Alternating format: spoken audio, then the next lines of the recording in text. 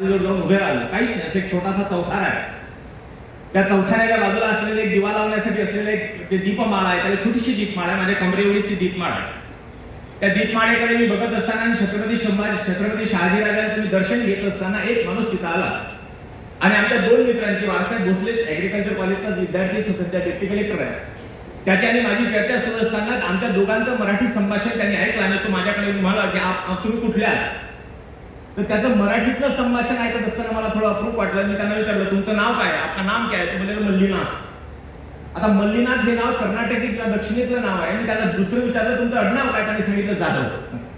आता हे थोडंसं मल्लीनाथ आणि जाधव हे मला थोडं समीकरण थोडं विचित्र वाटलं आणि म्हणून मी त्यांना विचारलं, मल्लीनाथ जाधव ये सरनेम कैसे हो सकता है, क्या है. तर त्यांनी सांगितलं की तुम्ही आहात कुठले पहिले सांगा. मी त्यांना सांगितलं मी अमरावतीचा आहे. दुसऱ्यांनी सांगितलं मी कोल्हापूर रोडचा एका गावचा राणा आहे, त्या गावचं नाव आहे बावधन आणि मी शिवाजी महाराजांच्या वंशातलाच एक आहे. त्यांनी छत्रपती शिवाजी महाराजांच्या वंशांच्या माणसाकडे जाण्यापूर्वी तो माझ्याकडे आला म्हणजे आपसे मैं बाद में बात करूंगा, इनसे मैं बात करता हूँ, आपका सरनेम क्या. मतलब पाटिल.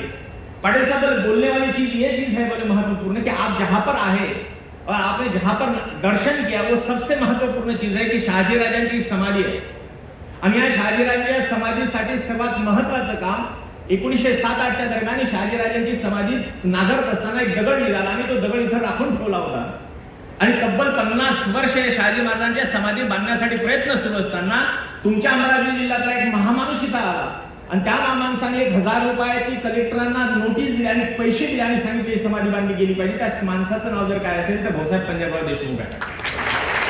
आणि सर्वप्रथम ती समाधी बांधली आणि ती समाधी आज सुद्धा तशीच आहे, तिच्यात काही बदल झालेला नाही. आणि म्हणून एवढं प्रेम त्या दोन व्यक्तींचं असलेलं प्रेम, त्या व्यक्तींच्या प्रेमाप्रती आज तुमच्याशी तगूच करायचे. आदरणीय सरांनी सांगितलं की शिवाजी महाराजांचा इतिहासासंदर्भात, शिवाजी महाराजांचा इतिहास संदर्भात आज काही जास्त संदर्भ तुमच्याशी देणार नाही. काही बऱ्याच मुलांचे मी चेहरे बघत होतो, चेहरे प्रसन्न आहे आणि आज गॅदरिंगचा दिवस आहे, स्नेहसंमेलन आहे. मी आल्यानंतर पायलचा आवाज ऐकला. पायलनं खूप सुंदर गाणं, कुठल्याही पद्धतीचं इन्स्ट्रुमेंट न वापरत असताना जे गाणं म्हटलं आणि स्वागतामध्ये इतिहासाचा स्वागताचा 16 शब्द वापरला. मला असं वाटतं आदरणीय सरांनी सांगितलेलं तुमचं वर्णन की विदर्भामध्ये असलेल्या 2 कॉलेजपैकी अत्यंत उत्कृष्ट कॉलेज जर कुठलं असेल तर मला असं वाटतं ऐतिहासिक नोंद आहे. यासाठी तुमचा इतिहासाचा सोहळा विशेषतः संचालन करणाऱ्या दोन्ही मुलींचं मी आदरणीय खऱ्या अर्थाने अभिनंदन करेल. त्यापेक्षा हाडायचं अभिनंदन करेल की खूप चांगल्या पद्धतीने हवाल वाचला. नाही तर मी माझ्या आयुष्यातले असे अनेक गॅदरिंग बघितले आहेत की माझ्या स्वागतासाठी आणि ते अंमलापूर नावाचं गाणं होतं. मला नाचावं का रडावं हे समजत नव्हतं. मधल्या काळामध्ये मी एका कार्यक्रमाला यवतमाळला गेलो, माझ्या पुढे ते धुरंधर म्हटलं धुसफुस फुसफुस फुसफुस फुसफुस फुसफुस फुस. मला काही समजलंच नाही गाणं. तर मी त्यांना सांगितलं मी 5000 रुपये द्यायला तयार आहे, कोणत्या तरी विद्यार्थ्यांना मी ते गाणं फक्त पूर्ण म्हणून दाखवावं, मी त्याला 5000 द्यायला तयार आहे. त्याची हवा निघाल्याशिवाय राहणार नाही. म्हणून हाडेचं अभिनंदन यासाठी करावं लागेल की अत्यंत उत्तमरित्या, अत्यंत छान पद्धतीने अहवाल मांडला. संचालन करणाऱ्यांचे यासाठी संचालनामध्ये अभिनंदन आणि आभार व्यक्त करावं लागतील की उत्तमरित्या ते शब्द फेक करतात. कारण संचालन करणारे जेवढे गोंधळ करतात तेवढे जगात कोणीही गोंधळ करत नाही. मी HIV AIDS prevention and control project मध्ये काम करत असताना आनंद पाटील एड्स वरती खूप छान बोलतात आणि त्यांच्या रोमारोमात एड्स आहे असं एकाने घोषित केलं होतं. तर मला कधी एड्स झाला हे मला समजतच नाही. तुम्ही त्याला विचारलं मला कधी झाला तर ते म्हणजे ते चुकलं सर, आमचे ते शब्द चुकले. मी माझ्या आयुष्यात अत्यंत भयानक संचालन ऐकलेले आहे, त्यामुळे संचालन करणाऱ्या दोन्ही मुलींचं मी संचालनामध्ये आभार व्यक्त करेल. एकाच्या बोलण्यावरून की तिच्या प्रोनाउन्सिएशनवरून ती हिंदी सायडर असावी असं मला वाटतं. आणि तिचं प्रोनाउन्सिएशन त्या पद्धतीचं आहे. कारण की चाचा आणि चाचा, मी नागपुरात राहिलो आहे, नागपुरातले शब्द तसेच आहेत सर. नागपुरामध्ये चांगला झाल्याशिवाय पुढे जाता येत नाही. तिथं सहज हिंदी भाषेमध्ये मराठी भाषेचा प्रवेश आहे आणि मराठी भाषेमध्ये हिंदी भाषेचा प्रवेश आहे. मी त्याला रूप म्हटलं होतं, तो थांबला नाही. मी त्याला खिलवलं, त्याला खाल्लं नाही. असले शब्द तिथं आहे. आमच्याकडे कॉन्स्टेबल होते, मी तिला एक सहज विचारलं, म्हटलं तू 363चा गुन्हा वाचून दाखव FIR. तिने 363चा FIR वाचून दाखवत असताना त्याने तिला भगवले. म्हटलं भगवले म्हणजे ते पळवण्याचं भगवणे झालं होतं. त्या दिवशी लक्षात आलं हिंदी भाषेचा प्रवेश मराठी भाषेमध्ये झाल्यानंतर थोडी अडचण येते. म्हणून यांचंही अभिनंदन करावं लागेल. मी रहमतपूरला माझे छत्रपती शिवाजी महाराजांचे महान गुरु रंगुल्ला खान यांच्या कबरावरती मी भाषण द्यायला गेलो होतो आणि तिथं ते बेला शेंडे आणि अमृता सुभाष नावाच्या 2 गायक, हिरोईन आणि गायिकेचं ते गाव आहे.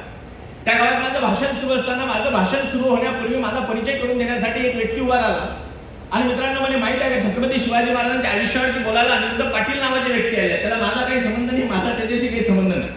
पण पाटलांचा आणि छत्रपती शिवाजी आता मला एवढं माहित होतं की शिवाजी महाराजांनी पाटील झोडपलेलं आहे, एवढं मला बाकी काही माहिती येत नव्हतं. शिवाजी महाराजांनी सर्वप्रथम पाटलांचा काटा जर कोणी काढला असेल तर छत्रपती शिवाजी महाराजांनी काढला होता, कोणी काढला नव्हता. तर तुम्हाला मित्रांनो, छत्रपती शिवाजी महाराजांच्या जीवनाशी जे काही निगडीत प्रसंग आहेत त्यावरती अनिरुद्ध पाटील काम करतात. अनिरुद्ध पाटील अनेक महिलांच्या पुनर्वसनासाठी काम करतात. आणि छत्रपती शिवाजी महाराजांच्या आयुष्यात 3 महिलांसोबत अनेक पुरुषांनी कुकर्म केले होते. शिवाजी महाराजांच्या भीतीपोटी त्या सर्व लोकांना आत्महत्या तरी करावी लागली अथवा मरावं तरी लागलं. त्या पहिल्याचं नाव आहे रंगोजी बाबाजी भीम भिकाजी गुजर. हा बाबाजी भीम भिकाजी गुजर छत्रपती शिवाजी महाराजांच्या भीतीपोटी आणि महाराजांनी त्याचे हातपाय तोडले, त्याचा चौरंगा केला. दुसऱ्याचं नाव रंगो त्रिमठ, त्याचं नाव काकडे आहे. आणि तिसरा जो आहे तो बुलढाणा जिल्ह्यातला जाणार होता, त्याचं नाव गायकवाड आहे. गायकवाडांचे छत्रपती शिवाजी महाराजांनी तिकडे मल्लमा देवी नावाच्या एका स्त्रीचा विनयभंग केला होता म्हणून त्याचे डोळे काढले होते. तो शिवाजी महाराजांचा सखा साळा होता.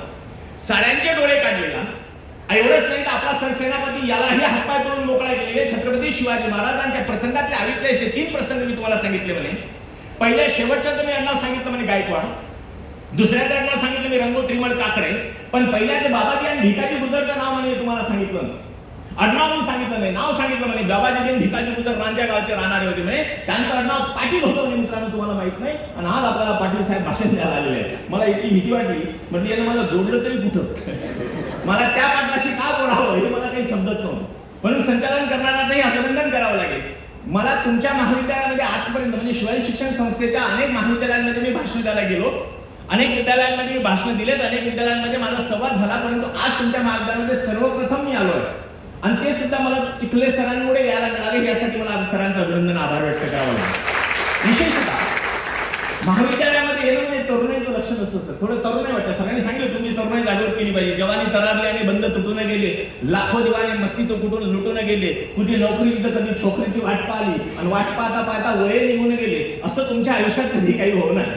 आणि आजकाल तरुणाई पुढे बोलणं सर्वात जास्त कठीण आहे, कारण की बहुतांशी तरुणाई खालीमान घालून ज्यावेळेस उभी असते त्यावेळेस संशय निर्माण होतो की मोबाईलमध्ये कोण हळून बसलेला आहे आणि मोबाईल शिवाय कुठेही पुढे जात नाही. कोणाच्या घरी गेलं तर कोणी कोणाला पाणी मागत नाही, चहा मागत नाही. चार्जर आहे का चार्जर, तू तुझ्या घराची चार्जिंग संपून आमच्या घरात आला आणि आम्हाला चार्जिंग मागतो आहे. आणि दुसरं कुठेही गेलं सेल्फी आहे सर, असं एक तोंड असते, दुसरं असं तोंड काढून 2-3 धरून उभे असते. त्यामुळे नेमकं पाहणाराही संशयित आहे आणि ऐकणारही संशयित आहे की सेल्फीच्या नादी लागून किती केलं. कोणाच्या घरी गेलं तर बोलायचं नाही. आमचं लेकरू शिंचान पाहिल्याशिवाय झोपतच नाही. ते एक न वाटत आमचं लेकरू शिंचान पाहिल्याशिवाय झोपत नाही. त्या शिंचान मध्ये एक चपट्या तोंडाचा पोरगा आहे. ते फक्त आईला त्रास देते, बापाला देत नाही. घिन घिन घिन घिन घिन घिन घिन घिन घिन याच्या पलीकडचं आयुष्य. त्या सिंचान मध्ये चपट्या तोंडाचं लेकरू आईला देते. ते डोरेमॉन नावाचा एक कार्यक्रम इथे जपानला असताना डोरेमॉन नावाची कंपनीच पाहून आला. ती डोरेमॉन नावाची कंपनीची गोष्ट तुमच्या प्रयत्नाने पूर्ण होत नाही, ती कल्पनेनं पूर्ण करून दाखवली म्हणजे डोरेमॉन. आणि डोरेमॉनचं असं आहे, त्या डोरेमॉन मध्ये एक गॅजेट आहे. ते गॅजेट जर तुमच्या हातात भेटलं तुम्हालाही असं वाटेल एक दिवस नंबर आईबापाचा लावून दुसऱ्याच्या नंतर दुसऱ्याचा कोणाच तरी लावून, कारण की जी कल्पनेनं पूर्ण होत नाही, प्रयत्नाने पूर्ण होत नाही, ती कल्पनेनं पूर्ण करायची. त्या डोरेमॉन मध्ये गॅजेट मधला असला डोरेमॉन मध्ये नोबिता आहे. तो एवढा असाच आहे नोबिता, त्याचाही सुजुकाशी लफडा आहे. हे पाहत असताना प्रचंड दुःख होतं. म्हणजे या नोबिताचं सुजुकाचं प्रेम आहे आणि ते प्रेम तुमच्या आमच्या मोबाईल मध्ये बसलेलं आहे. त्या मोबाईल मधल्या नादी लागत असताना सामाजिक दृष्टिकोनातून कोणाशी न बोलणारा, कम्युनिकेशन तुटलेला वर्ग ज्या दिवशी स्नेहसंमेलनामध्ये पुढे येतो आणि आपले असलेले अंतर्गत बसलेले गुण ज्या दिवशी समाजासमोर मांडतो त्या दिवशी खऱ्या अर्थाने तरुण झाल्यासारखं वाटते. म्हणून तुम्हाला आज सलाम करायला मी आलो. विशेषतः मी एक सगळं बघत होतो की आणि आज कसं असतं माहिती, आज स्नेहसंमेलन म्हणजे ऊर्जा असते. माणूस कधी म्हातारा होत नाही, माणूस प्रारंभ करून राहत असतो. आणि म्हणून तरुण विद्यार्थ्यांमध्ये राहणं तरुणाईचं लक्षण आहे. म्हणून सरांचंही वय लक्षात येत नाही आणि माझं सर येऊ देत नाही भाषणाला बोलतो, हे एक गोष्ट आहे. विद्यार्थ्यांमध्ये राहत असतं आणि तरुण आज एक ऊर्जा असते. काही काही मुलं ज्यांना कधी न उगवलेले कॉलेजला स्नेहसंमेलनाला उगवतात, हा ती येतात. काही काही एकाच वर्गात तिच्यासाठी 4-4 वर्ष राहून अत्यंत तपश्चर्या करून परिपूर्ण झालेले असतात की आपण ती जरी पुढे गेली असेल तरी चालेल, पण आपण हिच्यासाठी थांबलं पाहिजे म्हणून तपश्चर्या करणारे मी त्यांना स्थितप्रज्ञ अभ्यासू म्हणतो. अभ्यास काही काही लोक काही कारण नसताना काही असे असतात, काही कसे असतात आणि काही एक जो वर्ग असतो ज्याला काहीच घेणं देणं नसते असं असते. तो कार्यालयात सुद्धा असं, समाजात सुद्धा असं, सर्वच ठिकाणी असतो. त्याला म्हणा पाऊस पडला स्नेहसंमेलन आहे चाललं होतच असते. त्याला पाऊस पडला म्हणून पडतच असते. आपल्या कॉलेजमध्ये सुंदर डान्स झाला होतच असते. काहीही परिणाम नाही, शून्य परिणाम असलेला एक त्या दिवशी वर्ग असतो. अशा लोकांसमोर ज्यांनी आज काही असेही असतात की जे कधीतरी असल्या एखाद्या पिक्चरमध्ये त्या भूलभुलैया पिक्चरमध्ये शेवटचा जो सीन आहे ना, ती हिरोईन अशा अंगातले केस वेगळे बसकटून आलेली असते. तसे रोज राहणारे आज क्या खूब लगती हो, बड़ी सुंदर दिखती हो, कहते हो अच्छा लगता है, जीवन का सर सपना सच्चा लगता है, असेही सजून धजून आलेले असतात. अशा सर्वांच्या मध्ये भाषण हा अत्यंत कंटाळवाणा कार्यक्रम आहे. तो आहे ऍडव्हर्टाईज सारखा, खिली खिली सवर सवर तुम चली कहा. तिला उत्तर द्यावं, सौंदर्य साबण निर्मा, सौंदर्य साबण निर्मा. याचा प्रश्न आहे, ती चालली कुठं आणि तिचं उत्तर आहे सौंदर्य साबण निर्मा. असल्या प्रश्नोत्तरीच्या गमती जमतींमध्ये तुमच्या पुढे येऊन बोलावं. पण मी येत असताना सर्वांचे चेहरे बघत होतो. सर ज्यावेळेस बोलत होते त्यावेळेस चेहरे बघत होतो. चेहरे सर्वांचे प्रसन्न आहेत, विशेषतः मुली प्रचंड प्रसन्न आहेत, त्यामुळे मुलंही प्रसन्न आहेत. आणि तुम्ही प्रसन्न प्रसन्न व्यक्ती पुढे बोलताना आनंद होतो. काही कारण नसताना जे दुःखात असतात, टेन्शन तिथं असतं.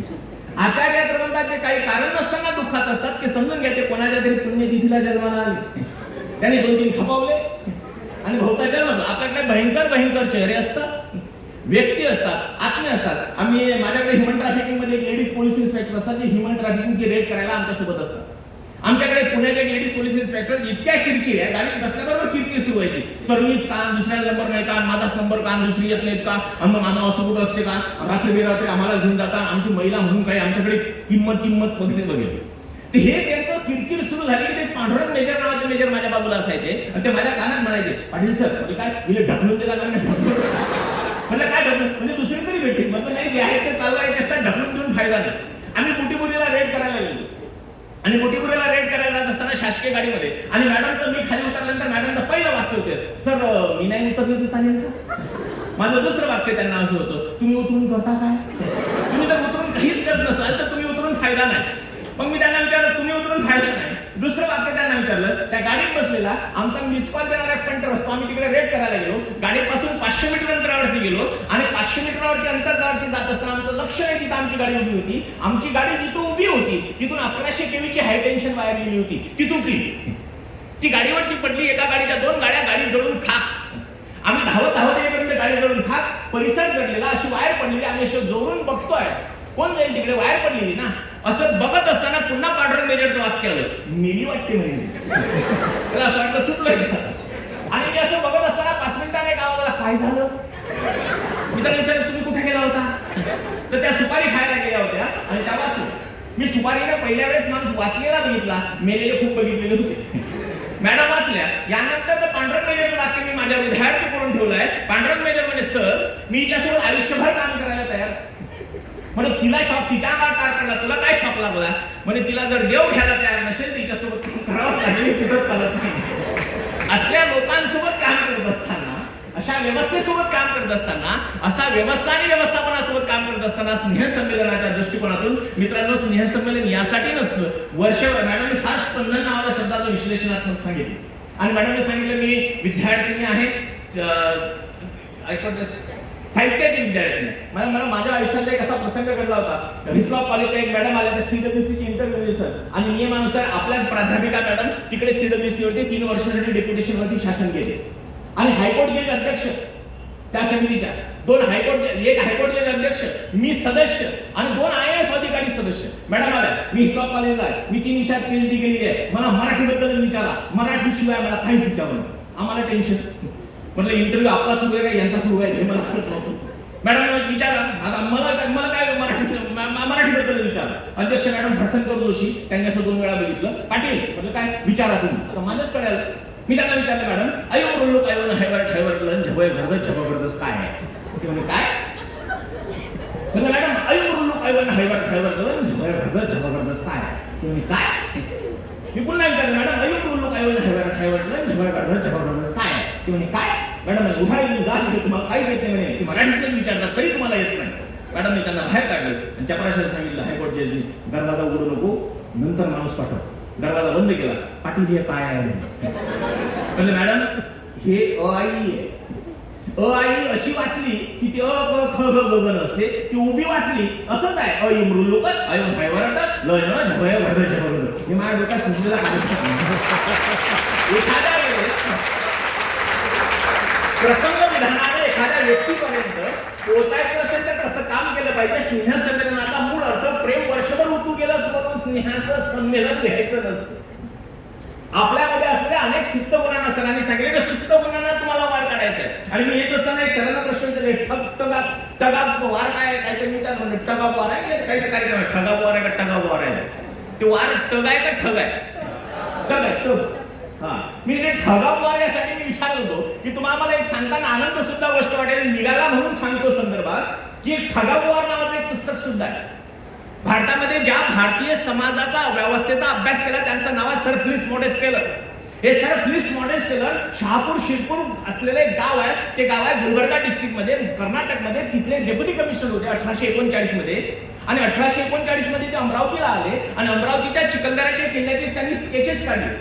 आणि स्केचेस काढल्यानंतर त्यांनी भारतातले अत्यंत भयवाहक ठग पकडून ठेवले होते. आणि त्या ठगांचं त्यांनी कन्फेशन घेणं सुरू केलं. त्यातले 2 ठग अत्यंत भयवाहक होते. पहिला ठग होता जितू पेंडारी. तुम्ही अमरावतीच्या गावात गेल्यानंतर जुन्या गावात जात असताना तुम्हाला जवाहर गेट नावाचं गेट लागतं. त्याचं नाव जवाहर गेट नव्हतं, त्याचं नाव भुसारी गेट होतं. त्या भुसारी गेट मधून तुम्ही आतमध्ये गेलात की असा किल्ला लागतो, किल्ला नमुना भाग लागतो. मित्रांनो, तो किल्ला त्या ठगाच्या भीतीपोटी बांधला होता सर फिलिप्स मॉडेस्टेलरच्या एका अनुयायाने. त्याचं नाव सर क्रिक पॅट्रिक. अमरावतीच्या अनेक वैशिष्ट्य आहेत सर.